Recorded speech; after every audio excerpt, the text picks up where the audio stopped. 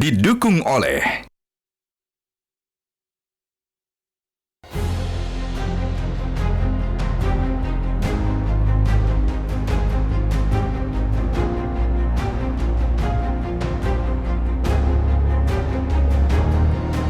Hemodialisa acara dan groundbreaking stunting. SPPG ya Pak di Provinsi Lampung. Gimana Pak?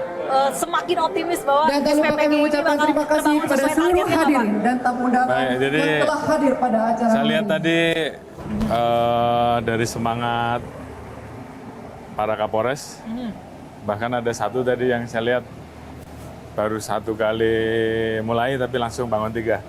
Baru Jadi- satu kali Pak, langsung 3 SPPG. Dari langsung tiga. Jadi saya kira ini menunjukkan bagaimana semangat mereka untuk Oke. mendukung program SPPG ini. Semangat dan bahkan tadi juga ada yang dari daerah-daerah begitu ya Pak. Iya. Seluruh Polres ini tersebar merata Pak. Iya, iya. Oke, Pak Kapolri habis ini ada kegiatan apa Pak? Baik, jadi ini sebentar lagi kita akan melaksanakan bakti kesehatan Bakti dan kesehatan. juga bakti sosial untuk masyarakat di sekitar Oke. wilayah Bandar Lampung ya. Di Bandar Lampung. Masih Iya. dalam rangka Hari Bayangkara ke-79. Pak Kapolri, izin habis ini kita bisa wawancara lebih dalam ya Pak Iya, terkait iya. dengan program-program Polri. Oke. Baik, terima Iya, kasih Bapak. iya, Selamat terima kasih. melanjutkan aktivitas. Terima kasih Bapak. Terima kasih. Silakan.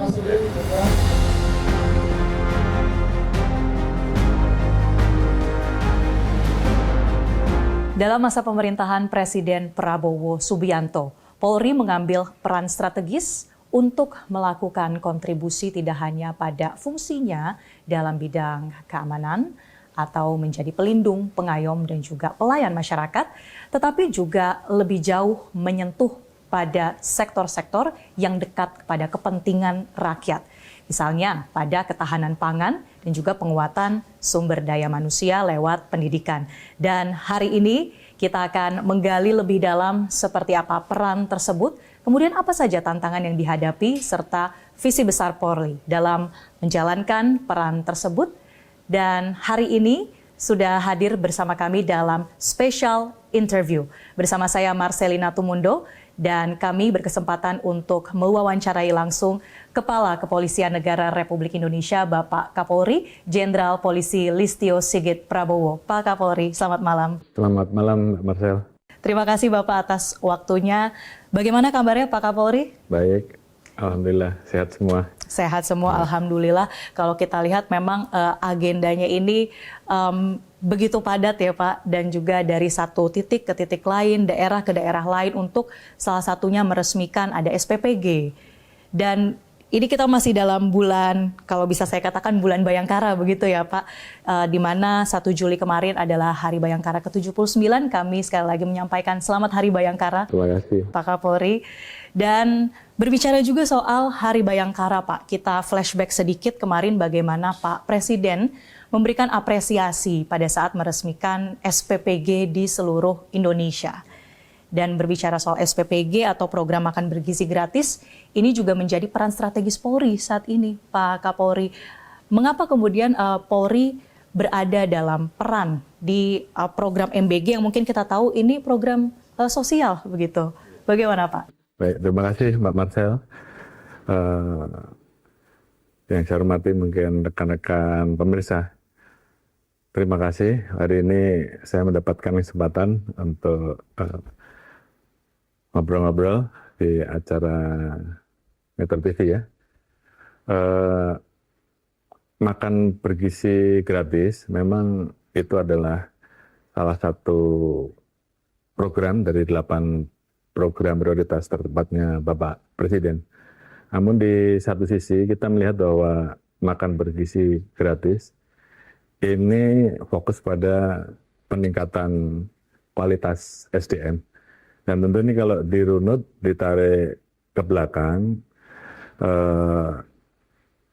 bagaimanapun kualitas SDM yang baik tentunya akan berpengaruh juga pada situasi stabilitas Kamtibmas, karena kecenderungan manakala kualitas SDM-nya tidak sesuai dengan yang kita harapkan, tentu ini akan berdampak kepada angka-angka kriminalitas, sehingga kemudian kita berpikir bahwa kita tidak hanya bekerja hanya di hilir saja, tapi juga harus mulai dari hulu, dan tentunya ini juga penting bagi kita untuk mendukung dan mengawal program-program Bapak Presiden agar betul-betul mencapai target secara maksimal. Oleh karena itu, kenapa Polri kemudian ikut terjun untuk mengawal program MBG atau biasa dikenal dengan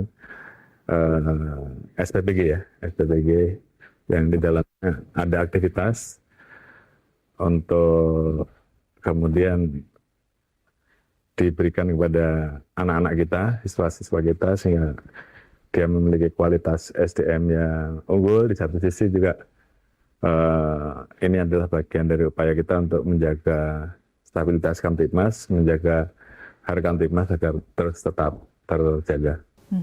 Pada saat mendapatkan apresiasi dari Presiden, Pak, bagaimana Presiden melihat pencapaian dari pembangunan SPPG ini bahkan juga melewati target yang sedang berjalan saat ini. Bagaimana Pak Kapolri melihat apresiasi tersebut? Baik, jadi memang kami tentunya sangat berterima kasih karena apresiasi dari Bapak Presiden ini tentunya menjadi motivasi dan semangat kami, seluruh jajaran, untuk kemudian all out mendukung penuh apa yang menjadi program Bapak Presiden. Jadi memang awalnya kita memiliki target untuk membangun SPPG itu di tahun 2025 ini 100 SPPG.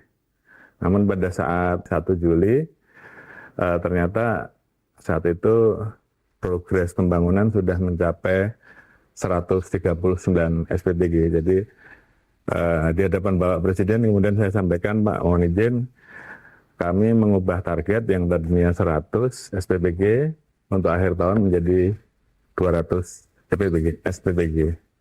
Tapi Bapak Presiden memberikan apresiasi dan tentunya ini betul-betul memotivasi dan semangat anggota untuk kemudian berlomba untuk kemudian bisa ikut berkontribusi di SPPG. Alhamdulillah sampai dengan hari ini ya, kurang lebih sekitar 3 minggu ya, 3 minggu atau mau masuk 4 minggu setelah Bapak Presiden mengisi dan memimpin Hari Bayangkara, per hari ini kurang lebih ada 359 SPPG yang sudah terbangun. Jadi kami terpaksa merubah target lagi yang tadinya 200, mungkin akhir tahun menjadi 400 SPPG, kurang lebih. Luar biasa. Itu bagian dari semangat anak buah, semangat seluruh jajaran untuk betul-betul bisa mendukung, dan harapan kita di 359 SPG ini kedepannya bisa membuka lapangan pekerjaan kurang lebih 17.950 dan kita bisa membagikan kepada anak-anak kita penerimaan manfaat kurang lebih 1,2 juta, sekitar 1.250.000 lebih, kurang lebih seperti itu. Dan ini tentunya buat kita menjadi sangat penting bagaimana kita betul-betul ikut berkontribusi untuk menyelesaikan apa yang menjadi program prioritas Pak Presiden. Ya, dari target 139 bermultiplikasi dari 100 sebelumnya ya Pak, kemudian tercapai lebih dari target, bermultiplikasi lagi. Seluruh Indonesia saat ini 359 baik dalam tahap pembangunan atau sudah jadi semua Pak saat ini? Jadi tahapan pembangunan SPPG ini memang ada tahapannya. Jadi yang pertama harus ditentukan dulu titiknya. Itu nanti dari teman-teman BGN, pasca dari itu, setelah mendapatkan itu, kemudian kita tentunya kemudian melakukan pembangunan. Setelah itu baru ada tahap verifikasi, kemudian pemberian virtual account, baru kemudian penempatan SPPI sehingga kemudian bisa beroperasional. Kurang lebih itu adalah bisnis prosesnya seperti itu. Namun yang utama yang SPPG yang kita miliki ini juga memiliki kekhasan karena kita ingin agar pada saat kita distribusikan itu dalam kondisi fresh, terjaga higienisnya, sehingga kemudian kita memiliki food security untuk menjaga quality controlnya, sehingga kemudian pada saat sampai ke penerima manfaat anak-anak kita semuanya dalam kondisi baik, karena kita juga tahu ada beberapa insiden dan kita tidak ingin itu terjadi. Oleh karena itu tentunya semua SOP kita berusaha untuk optimalkan sehingga kemudian program ini betul-betul bisa diterima masyarakat, khususnya anak-anak kita dengan kondisi yang memang betul-betul sesuai harapan dari pembangunan SPBG dan program NBG itu sendiri. Iya, memastikan kualitasnya baik, tidak lagi terjadi hasil evaluasi seperti yang mungkin saat ini sudah berjalan, dan distribusi, aksesibilitas, semuanya ini tercakup ya Pak dalam program MBG SPPG lewat Polri? Jadi pada saat penentuan satu titik SPBG, jaraknya harus tercapai dalam kurun waktu tertentu, dan alhamdulillah sampai dengan saat ini tentunya kita terus melakukan pengecekan, evaluasi apakah sesuai atau tidak, dan kita turunkan Babin Kamtibmas untuk ikut mengecek ke sekolah-sekolah termasuk polisi RW, sehingga kemudian kita yakin bahwa antara perencanaan, distribusi, dan sampai di lokasi semuanya dalam kondisi sesuai dengan standar yang ditentukan oleh NBG. Baik, terkait distribusi, bagaimana setiap langkahnya ini sudah memenuhi standar dari SPPG untuk pemenuhan makan bergizi gratis. Ini masih erat kaitannya Pak dengan bagaimana ketahanan pangan. Tadi Pak Kapolri menyebutkan food security yang juga menjadi program prioritas Pak Presiden. Ini kalau kita lihat cita-cita atau visi ketahanan pangan menjadi fokus, tapi juga dibayangi Pak dengan adanya ancaman seperti kejahatan pangan, beras oplosan yang sekarang juga sedang ramai begitu menjadi perhatian. Bahkan Pak Presiden menyebut ini menjadi sebuah pengkhianatan terhadap bangsa dan negara. Kita akan bahas usai jeda, Pak Kapolri, dan pemirsa tetaplah bersama kami di Metro TV.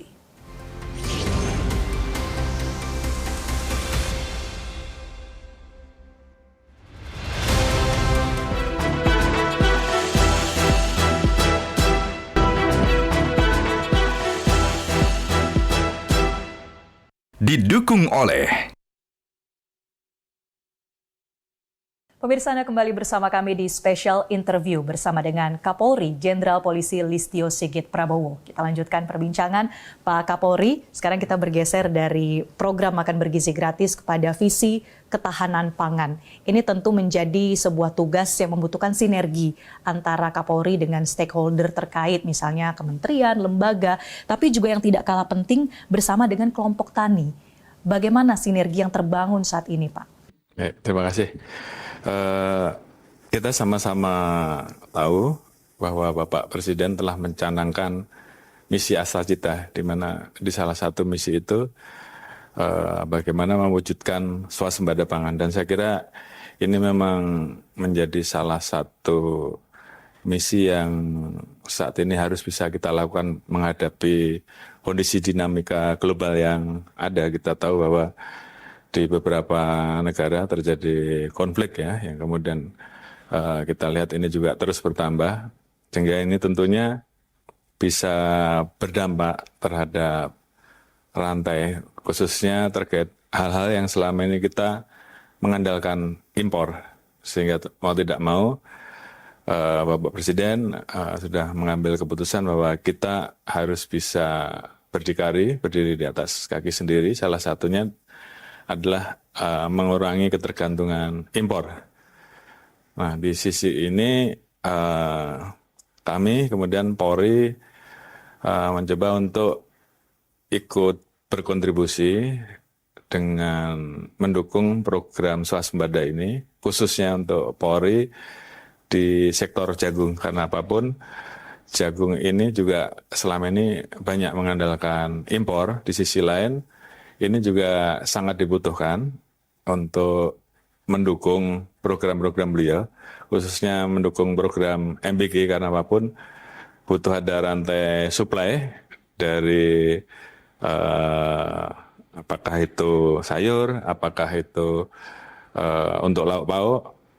Di dalamnya mungkin juga ada ternak yang juga membutuhkan jagung, ya jagung sebagai pakan ya, sehingga ini juga akan sangat bagus kalau kita sendiri memiliki stok terkait dengan hal tersebut. Kemudian juga bagaimana kemudian di satu sisi ini mendorong kembali gairah dari masyarakat, khususnya teman-teman petani, teman-teman Gapoktan untuk kemudian mau menanam kembali. Karena memang ada pasarnya, ada offtake-nya yang jelas, dan alhamdulillah Polri tentunya tidak mungkin bekerja sendiri dengan kemudian menanam jagung, tapi bagaimana kita memberikan asistensi, bimbingan dan pendampingan kepada teman-teman Gapoktan, para petani. Jadi saat ini kita melakukan kegiatan mulai dari pembinaan terhadap kelompok masyarakat, kelompok petani, dan ada kurang lebih 46.076 kelompok petani binaan Polri yang melibatkan kurang lebih 858.924 petani jagung. Dan tentunya kami terus berusaha untuk bekerja sama dengan stakeholder terkait, karena memang kami punya program untuk menanam kurang lebih 1 juta hektar ya, untuk mendukung program jagung, dan secara bertahap tentunya kami harus bisa mendapatkan lahan seluas 1 juta hektar. Alhamdulillah kerjasama dengan teman-teman dari Perhutani, kemudian dari Inhutani, kemudian stakeholder terkait yang lain seperti Kementerian Kehutanan, Perhutanan Sosial, kita saat ini sudah bisa mendapatkan potensi lahan yang bisa ditanam kurang lebih 795.000. Jadi target kita 1 juta, mudah-mudahan sisanya bisa tercapai. Di antara 795.000 itu sudah kurang lebih 454.000 yang saat ini sudah kita tanam. Dan di kuartal kedua waktu itu kita telah melaksanakan panen raya yang dipimpin oleh Bapak Presiden. Ada kurang lebih 2 juta ton yang kita dapatkan, dan harapan kita nanti di kuartal ketiga bisa lebih. Di sisi lain, kegiatan untuk mendukung program swasembada pangan di bidang jagung ini kita persiapkan mulai dari bagaimana kita mempersiapkan bibit. Terkait dengan bibit ini kita bisa bekerja sama dengan Kementan, kita juga bisa bekerja sama dengan pihak swasta. Di satu sisi juga kita merekrut beberapa ahli, profesor, dan bekerja sama juga dengan universitas-universitas untuk bagaimana menciptakan bibit unggul. Dari situ kemudian selanjutnya adalah terkait dengan bagaimana mengelola dan mempersiapkan lahan. Oleh karena itu juga kita siapkan juga alat-alat untuk mengecek kesuburan tanah. Kesuburan tanah ini juga kita bagikan kepada teman-teman Gapoktan. Di sisi lain, distribusi pupuk agar tepat sasaran, ini juga menjadi salah satu concern kita. Karena jangan sampai para Gapoktan sudah mau menanam, tapi di sisi lain pupuknya nggak dapat. Nah, peran kita di situ adalah bagaimana mengkomunikasikan antara Gapoktan dengan Kementerian Pertanian, sehingga kemudian pupuknya pun juga bisa didapatkan. Di sisi lain, kita juga harus memikirkan pasca mereka menanam, maka bagaimana menyerap hasil panennya. Oleh karena itu, Bulog tentunya menjadi salah satu solusi untuk menyerap. Karena pemerintah juga sudah menetapkan harga yang cukup bagus menurut saya, awalnya harga serapnya 5.500, namun kemudian dievaluasi lagi. Saat ini hasil panen dari petani dengan kadar air kurang lebih 18% sampai dengan 20% itu kurang lebih di harga 5.500, sementara untuk 14% di harga Rp6.400 per kilogram. Harga itu cukup menarik, saya kira, karena dari mulai petani, kemudian bagaimana ada proses pengeringan, sampai dengan dijual ke Bulog, itu semuanya bagus. Kemudian untuk memastikan agar berapapun yang ditanam oleh petani ini terserap, kita kemudian bekerja sama juga dengan pihak pakan ternak swasta. Ada kelompok-kelompok besar seperti Java, Caron yang kita minta untuk bisa menyerap sesuai dengan harga Bulog dan mereka mau. Termasuk juga kita bekerja sama dengan kelompok gabungan pakan ternak mandiri. Dan ini rata-rata pada saat kita ajak bicara, mereka siap untuk menyerap berapapun hasil panen dari petani. Dan tentunya ini kan menjadi pasar yang bagus, yang di satu sisi ini akan membuat petani juga betul-betul bergairah. Di luar itu kami juga mencoba untuk mencarikan pasar-pasar baru, salah satunya di wilayah-wilayah perbatasan seperti kemarin di Kalimantan Barat. Kita coba untuk mereka bisa ekspor.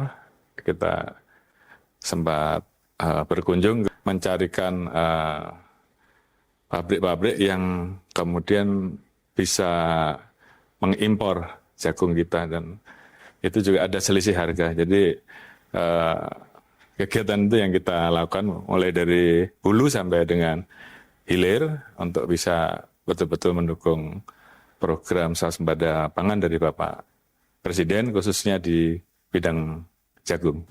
Ya, dari hulu ke hilir dan juga tadi yang memberi kemandirian, kesejahteraan bagi para kelompok tani tercakup dalam program swasembada pangan. Itu adalah suatu visi yang tentunya begitu mulia, mengedepankan keterlibatan masyarakat. Tapi lagi-lagi Pak, dibayangi dengan adanya suatu, bisa kita katakan ancaman begitu ya, karena ini membuat Presiden begitu geram ketika menyampaikan pidato, ada pengkhianatan terhadap bangsa dan negara karena kasus-kasus terkait dengan kejahatan pangan. Beras oplosan, mulai dari takarannya, kualitasnya yang tidak sesuai dengan apa yang seharusnya didapatkan oleh konsumen begitu. Bagaimana peran Polri Pak memastikan ada penegakan hukum yang tegas, tapi juga jangan sampai ini membuat ketersediaannya juga jadi terhambat, tidak bisa diakses oleh masyarakat. Baik, terima kasih. Emang Bapak Presiden mendapatkan laporan di lapangan terkait bahwa pada saat situasi stok kita cukup ataupun mungkin melimpah, khususnya untuk padi, tiba-tiba muncul isu bahwa harga eceran tertinggi dari beras naik, baik itu premium ataupun medium, sehingga kemudian Bapak Presiden memerintahkan untuk kita mengambil langkah penegakan hukum, karena apapun ini sangat merugikan masyarakat, merugikan konsumen. 100 triliun per tahun Pak kerugiannya. Ya, diasumsikan bahwa terhadap potensi kerugian masyarakat, kurang lebih Pak Mentan menyampaikan angka itu. Oleh karena itu kita beberapa waktu yang lalu sudah turun ke lapangan, bekerja sama tentunya dengan Kementerian Pertanian untuk melaksanakan sidak dan kemudian mengambil langkah di lapangan. Kita membentuk Satgas Pangan Polri, memang sebenarnya sudah ada, tapi ini kita turunkan untuk supaya bekerja lebih maksimal, baik Satgas Pangan di tingkat pusat maupun Satgas Pangan di tingkat daerah. Dari hasil investigasi bersama dengan Mentan, yang kita lakukan dari tanggal 6 sampai 23 Juni beberapa waktu yang lalu, kita dapatkan kurang lebih 268 sampel dari 212 merek beras yang saat ini sedang kita lakukan pendalaman. Ada yang sampel beras premium dan sampel beras medium. Dan pada saat kita lakukan pendalaman di laboratorium, kita temukan bahwa tidak sesuai dengan standar beras yang ditentukan. Ada yang tidak sesuai dengan SNI, kurang lebih ada 71 sampel. Kemudian tidak sesuai dengan SNI dan harganya juga di atas harga eceran, ada 139. Kemudian 3 beras premium, SNI-nya tidak sesuai, beratnya juga tidak sesuai dengan yang dituliskan di kemasannya. Jadi tentunya ini yang memang kemudian membuat geram masyarakat saya kira ya. Kemudian ada juga yang tidak sesuai SNI, HET-nya juga tinggi dan kemasannya juga tidak sesuai. Nah, saat ini kita sudah melakukan penegakan hukum, mulai dari upaya kita, setelah kita lakukan pendalaman di laboratorium, kita periksa saksi-saksi, termasuk ahli. Saat ini kita sudah menetapkan 3 produsen dengan inisial FS, PT FS, kemudian PT WPI, dan toko SY. Ini produsen yang cukup besar pemasarannya. Dan saat ini sudah kita naikkan sidik, termasuk juga kita lakukan polis lain di tempat produksi mereka dan gudang mereka.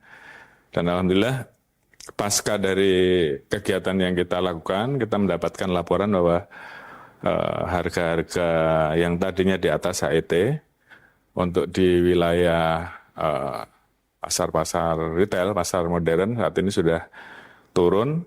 Pertama pada saat kita melakukan langkah turun 60%, saat ini sudah mulai turun lagi, turun kembali seperti HET di 80%, 90%. Yang perlu ada treatment khusus di pasar tradisional karena memang di tradisional mulai dari produsen, kemudian distribusi 1 sampai distribusi kelima itu di pasar tradisional ada. Namun saat ini harganya di beberapa tempat juga sudah mulai berubah. Tentunya ini yang kita minta agar apapun harga ini harus diawasi sehingga kemudian konsumen jangan sampai terganggu. Saat ini yang kita awasi kurang lebih ada 9.993 pasar tradisional dan 53.695 retail modern. Rata-rata yang retail modern sudah turun semua. Tinggal bagaimana PR kita untuk menggarap di pasar tradisional. Jadi yang penting adalah setelah harga turun, pasokan tidak terganggu. Ini juga Bulog bekerja sama dengan seluruh stakeholder TNI Polri untuk menurunkan beras cadangan nasional agar tetap berada di lapangan sehingga masyarakat juga kemudian tetap bisa mendapatkan pilihan beras. Termasuk ke depan memastikan agar sebentar lagi kita akan masuk ke panen ya. Panen berikutnya ini dari hasil hitungan di lapangan, setelah kita tanya ke beberapa provinsi pada saat kita berkunjung, kemungkinan akan meningkat dibandingkan dengan panen sebelumnya. Sehingga ini pun juga harus dipastikan bahwa semuanya terserap. Dari sisi petani juga kemudian terserap, produsen juga kemudian mau menyerap, dan terakhir nanti pada saat dilempar ke konsumen juga konsumen mampu membeli. Sehingga kemudian mungkin ke depan, tapi ini ranahnya di Menko Pangan, akan diatur harga baru mungkin, sehingga kemudian tidak ada lagi ke depan kenakalan-kenakalan, kemudian berusaha mengambil untung yang berlebihan sehingga mengakibatkan masyarakat rugi, negara juga rugi. Yang utama adalah semuanya progres bisa berjalan dengan baik, swasembada terwujud, Di satu sisi harga terjangkau dan kenakalan, kecurangan yang ada juga bisa kita minimalisir. Mungkin itu yang ke depan akan dilakukan. Ya, kata kuncinya tentu harus tetap optimis ya Pak, Iya. bisa mencapai swasembada pangan. Nah, saya juga bicara soal swasembada pangan ini pernah melihat Bapak ketika menggarap begitu atau menabur benih jagung begitu Pak pada saat itu di Grobogan. Tapi ternyata Pak Kapolri ini bukan hanya menanam benih jagung, tapi saat ini sedang menanam benih-benih unggul SDM kita, terutama anak-anak muda lewat pendidikan. Kita akan bahas Pak terkait dengan ada 2 sekolah yang telah diresmikan oleh Polri, yaitu Kemala Taruna Bayangkara dan juga ini Global Darussalam Academy. Kita akan bahas selengkapnya, pemirsa tetaplah bersama kami di Special Interview.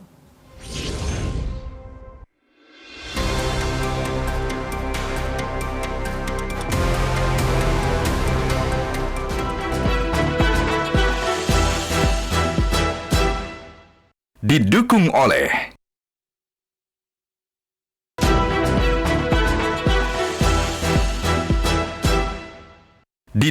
oleh Anda masih bersama kami di Special Interview bersama dengan Kapolri Jenderal Polisi Listio Sigit Prabowo. Kita akan lanjutkan perbincangan dan kali ini bagaimana peran Polri untuk masyarakat dalam bidang pendidikan. Pak Kapolri pada 20 Juli 2025 ya Pak meresmikan ada 2 SMA, yaitu Kemala Taruna Bayangkara dan juga Global Darussalam Academy. Ini sebetulnya inisiatif yang seperti apa Pak? Apa yang akan menjadi pembeda dari 2 SMA ini dengan mungkin bagaimana sistem pendidikan saat ini Pak? Oke, terima kasih. Yang pertama, Indonesia saat ini sedang menghadapi puncak bonus demografi yang akan terjadi di tahun 2030 sampai dengan 2035. Dan saya kira momentum bonus demografi ini kan hanya terjadi 1 kali di setiap negara.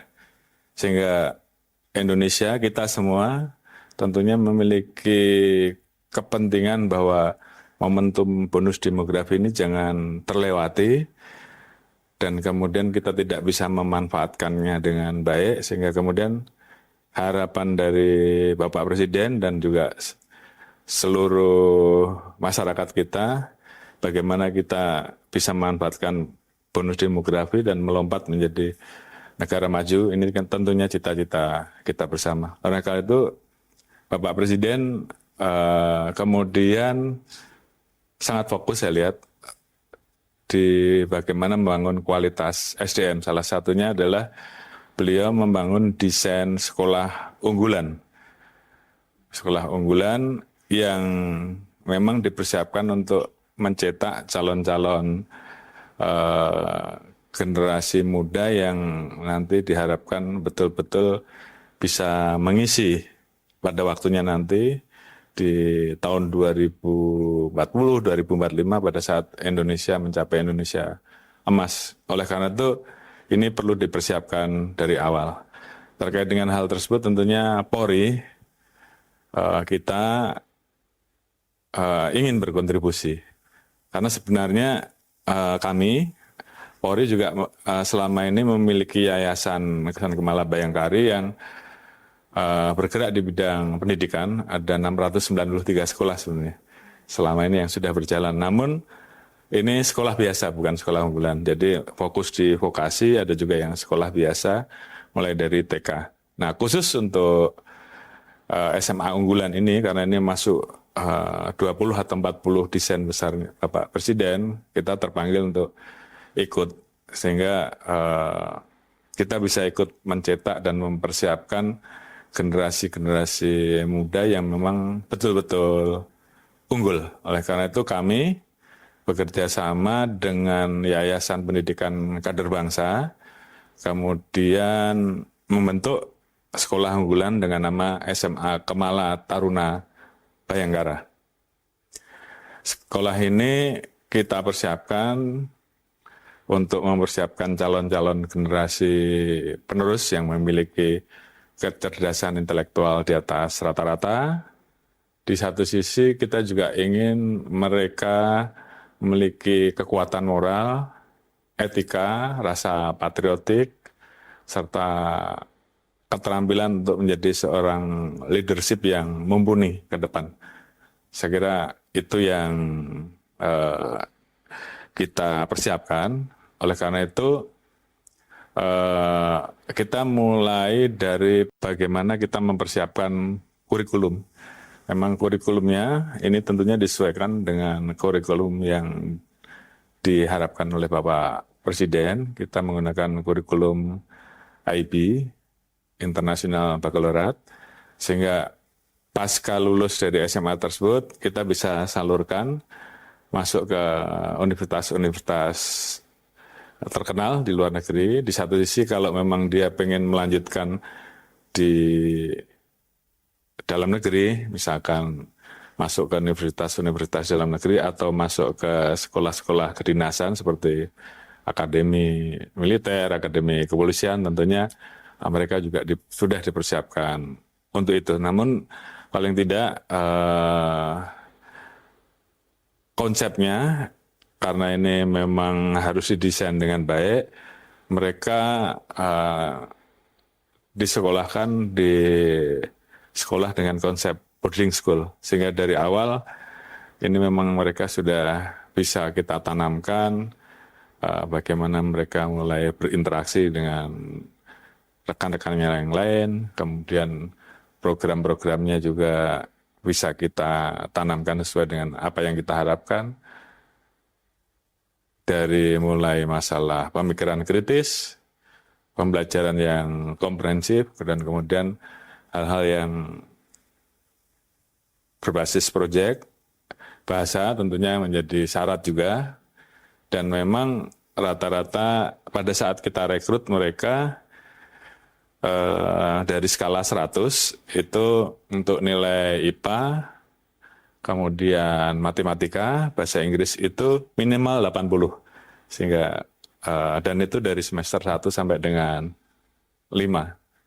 Selain tes di bidang akademik, mereka juga kita tes untuk masalah jasmani dan rohaninya juga.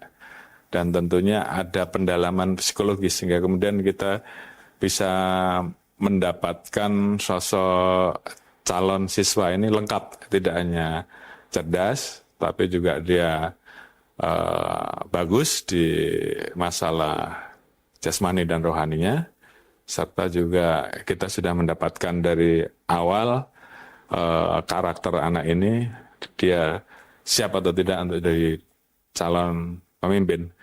Dan alhamdulillah Mbak, di progres pertama ini kita buka pendaftaran, ada kurang lebih 11.000 yang mendaftar. mendaftar. Yang diterima? Yang diterima untuk SMA Kumala Taruna Bayangkara saat ini ya hanya 120.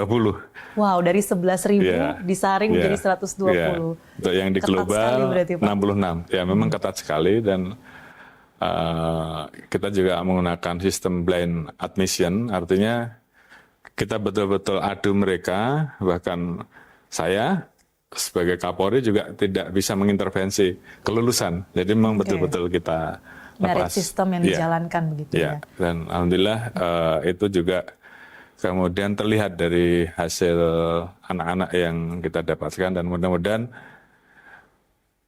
mereka-mereka ini betul-betul bisa kita didik dan siap untuk jadi calon-calon pemimpin di masa yang akan datang. Ya, saya mau kutip pernyataan Pak Kapolri di waktu meresmikan sekolah kemarin, mereka adalah mutiara-mutiara yang tersebar dan saat ini sudah ditemukan.